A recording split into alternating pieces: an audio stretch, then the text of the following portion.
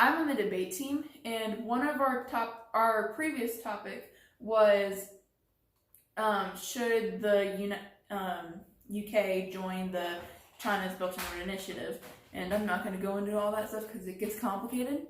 But our current topic right now is should the U.S. federal government is it okay for the U.S. government to weaponize computer hackers? That's basically what they're talking about. They're using a lot of fancy words, but the gist is it okay for our computer hackers to attack other countries? Not to defend ourselves from other countries, but to attack other countries, which is something I had a problem with while we were having this conversation. Mm-hmm.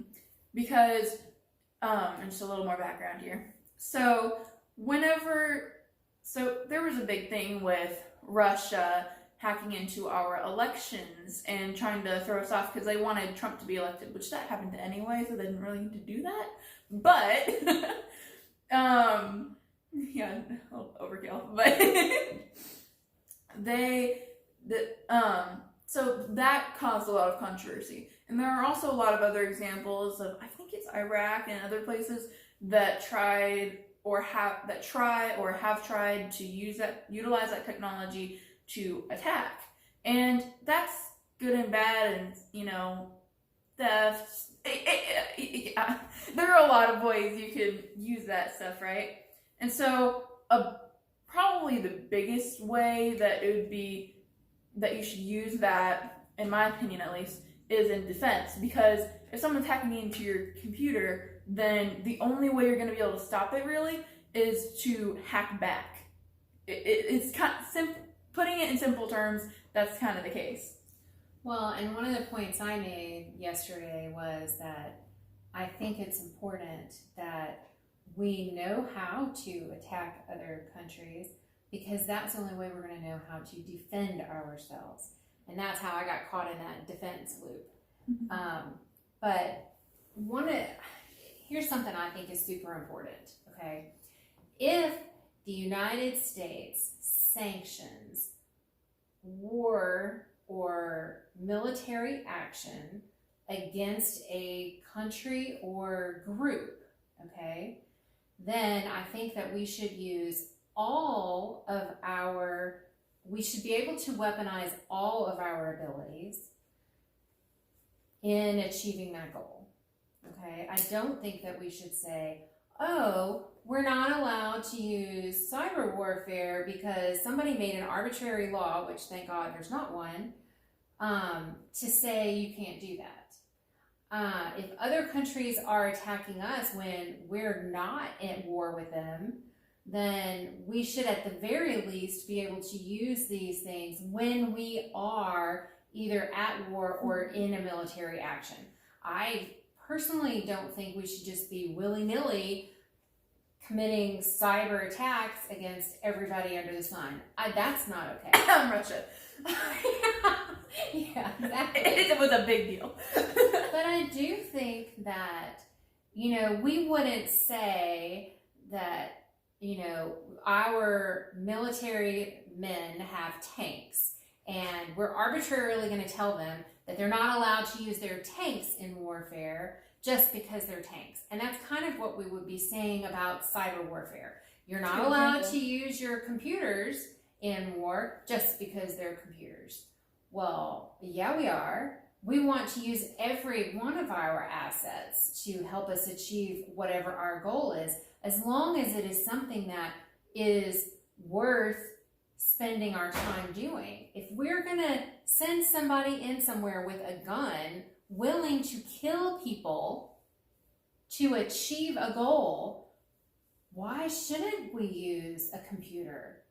We might be able to shut down something without killing people. And something that my team, I just realized, but my team didn't really, or my debate team didn't really touch on, is that you could use weapons from a computer, and they are already doing this, like in things like drones and stuff like that. That is technically still cyber warfare, but you're just not putting your own men in danger, and that I think is a very big part of it too, because then it's possibly saving lives, and it's kind of that defense thing again, but I think it's more offensive. Well, being offensive is sometimes the same thing as being defensive. I think there's a line there. Because you have to be offensive in a way that's not going to hurt yourself, and that in itself is defensive, right? Right. I don't remember the Unless exact... you're black color in magic. I don't remember all the details of this example, but I remember having this conversation with your dad. So he's the one that actually told me about this. There was a nuclear plant somewhere, or somewhere that was producing nuclear weapons, or some type of illegal weapons. I could be wrong about it being nuclear because I don't remember all the details. But in order for the United States or the UN or NATO or whoever it was that went in to shut them down, in order for them to get shut down, we, or whatever group it was, rewrote or hacked the firmware in their software. So we rewrote the code that told the hardware how to operate, okay? So not the software that people interact with every day, but the hard machine code or the machine code that tells the hardware what to do. And nobody really knew you could do that before. That's seriously offensive. But we shut everything down. It's like, hello, we shut them down without anybody getting hurt. Mm-hmm. That is a huge example of a time when cyber warfare did something majorly good. And, I just think there's probably so many other examples of that we don't even know about. Now, I do believe that cyber warfare can be abused, and there are lots of examples of that too. But a gun can be abused too, and I still believe in the right for us to have guns, and I think it's very important. Now, I know that's very controversial, and you are more than permitted to have your own beliefs, and that's, I think, one of the beauties of living in America, that we all get to have our own beliefs. And you can have your own YouTube channel and tell everybody what you believe too. I was concerned when we were having this conversation the other day, because one of the comments you made to me was, it's so much easier to take the side, or the con side. So there's a pro and a con side on these debate teams. She said it's so much easier to take the con side against cyber warfare than it is the pro side. Like, everyone who takes con is going to win. And let me tell you my reason behind that. It's mainly because a lot of the people that we have to research online mostly. Like, you rarely use books in debate just because it's faster to get your sources from online. And most of everyone online is, on the websites and everything, they're saying that this is bad, or listing the reasons why this is bad and this is good, and there are just more reasons why it's bad. And there are in the debate, the professional debate, it is definitely much easier because of that reason, and because, along with the fact that there are more people that aren't, for this, there are more, there aren't as many advocates for this as there are, quote unquote haters. But the people who are advocates, there are plenty of them. It's just, it's the stuff that they talk about on these websites is more opinionated, and you're not allowed to use that kind of stuff in a debate. And so it is definitely much easier to use things that you have resources for. But because you're looking for fact-based information, statistics, historical examples, and based off of those, a major thing is what's most likely to happen in the future because of whatever you're talking about. Well, and that makes, I think, this a really hard debate topic, because a lot of that information is probably classified, and you don't have access to have a complete picture. The only real factual information you're getting is from the media. And we all know that the media is not completely factual, but because there are these topics that we can't get anything else otherwise, those are allowed in our debates, because where else are you going to get the information aside from these sources who also got that information from the media? So actually, I think this goes back to something that we talked about a really long time ago that I just want to bring up again because I want you to remember it. History is going to remember the people that record their thoughts. And not the people, but the ideas of the people that record their thoughts. History is not going to remember those of us that keep our mouths shut. And they're not going to remember our thoughts about things. So if we don't take the time to write books or newspaper articles or vlogs or have conversations on a vlog or web articles or papers for school, you know what I mean? If we don't take, a journal. Yeah, if we don't take the opportunity to record what we think, then there's absolutely no way for the people in the future to know what we thought. Now, I don't know how our grandchildren and great-grandchildren are going to sift through the mountain of data there is right now. I mean, that's insane. Honestly, in regards to that, I feel like there's going to end up being some sort of filing system. Like, I can't really imagine how they're going to do that, but that's definitely a possibility. But that reason, another topic, is actually why we mainly started this YouTube channel. It's not, like, I know it's mostly geared towards gardening, and that's because it's one of her hobbies. Yeah. That I'm not very good at, obviously. Oh, whatever. You're better than everyone else at my school, and we're in a very agricultural related place. Yeah, well, you can't compare the way my garden looks to the way other people's YouTube channel gardens look. Mine is very good. Sometimes we aren't the is. Okay? That's true. Okay. That's a good point. I am definitely not the est. I'm not the most. I'm not the best.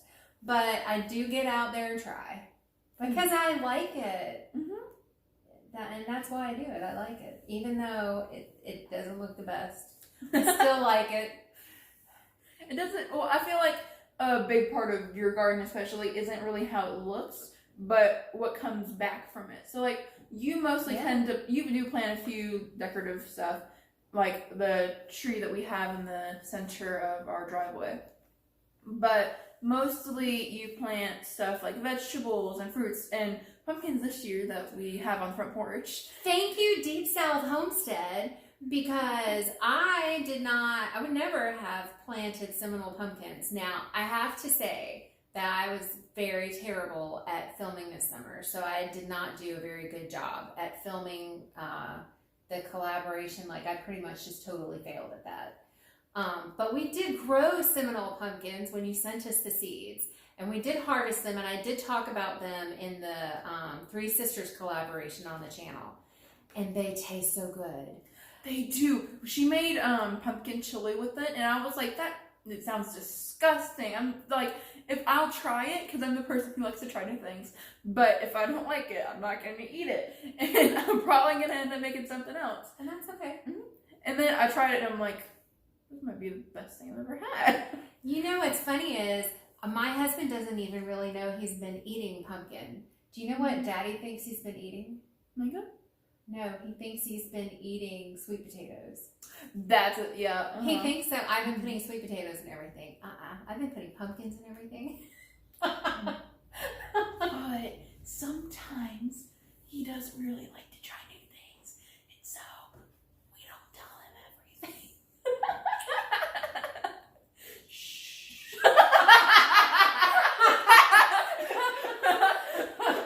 Our minds are linked.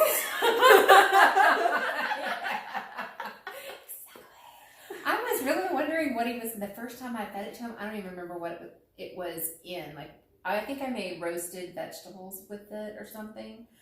And I was wondering what he was going to... I thought that was a sweet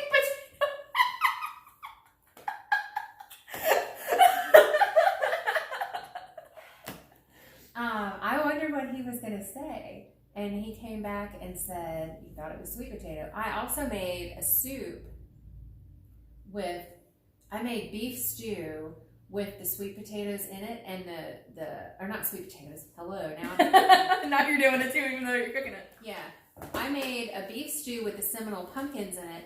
And when I went to go stir everything up and put cornstarch in it to make the beef stew thicker, the Seminole pumpkins disintegrated a lot and actually became part of that thickness. And it made the entire, like it made the meat sweet and everything. Not too sweet, but almost like a halfway between savory and sweet. And let me tell you, you have to cook that at your house. You need to post the recipe or something. I need to make it again so I nail down the recipe because I just kind of was winging that. But if you want to make the pumpkin chili, that actually came from a Farmhouse on Boone recipe, and I'll link that below so you can find it. But yeah, I've been looking for pumpkin things, and Farmhouse on Boone has a lot of recipes with pumpkins because she loves pumpkin too. So check that out if you like pumpkin. So I think that we've talked enough today. I don't even know how long we've been sitting here talking. This is probably like 10 minutes. All right, well, I'll check it out. You want to go look and see if it's still recording, and if it is, you should be able to tell how long we've been sitting here talking. It's not. Oh yeah. 30 minutes. 40. Yeah, almost. I figured it'd been longer than 10. But I want to keep talking. Okay, well, come on, keep talking to me. Oh. Babe. I'm good. Are you okay?